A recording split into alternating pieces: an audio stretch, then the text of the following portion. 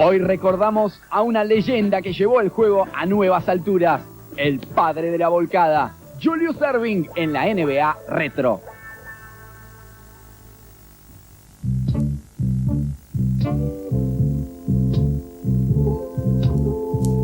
Dr. J, to me, was the NBA, and I just remember him dunking on everybody.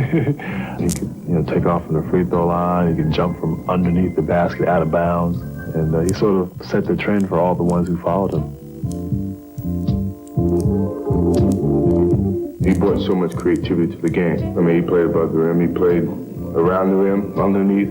He did a lot of different things, and I guess I would have never had those visions if I hadn't have seen Dr. J in his time.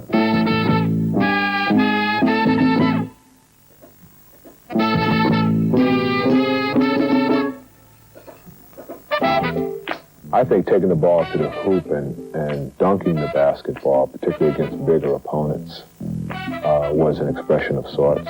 If you dunk the ball with a little guy, you're supposed to, right?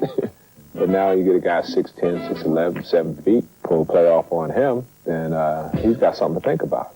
When Julius Erving came into the NBA, he had his own identity. It wasn't Julius Erving, it was Dr. J, which meant when he got on the floor, on the court, he operated on guys. Oh, doctor!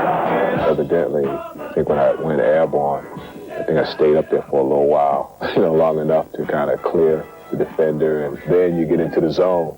And you start creating something out of nothing. And there is Julius Erving. Look at that move. Oh! Julius was able to go to another level. Every city he went to was a sellout. And when you get to that arena, fans were rooting for Dr. J, but rooting for their team. And as long as they saw the doctor perform and do something spectacular, they went home happy. He put a little extra one on that one.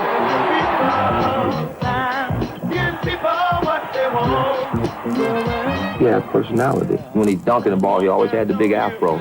His hair would always be flying in the back as he's flying through the air, man. When you've got a little acceleration, and your throat was kind of blowing in the wind, that was pretty dynamic. What a play by Erving. That's a play that only Julius could make. Doc would do things that were really, really different. Because he had these large old hands, you see. When he palmed the ball, it looked like a little orange in his hand. My style was naturally flamboyant. And that sends everyone reeling. Julius Erving. I would come down and pick the ball up with one hand and, float to the hoop and make a finger roll layup or whatever. Sometimes, it seemed like driving through traffic, the ball would disappear and come up on the other side of the basket.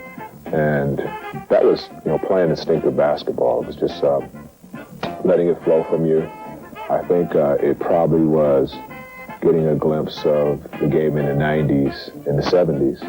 So, my game was probably a little bit ahead of its time.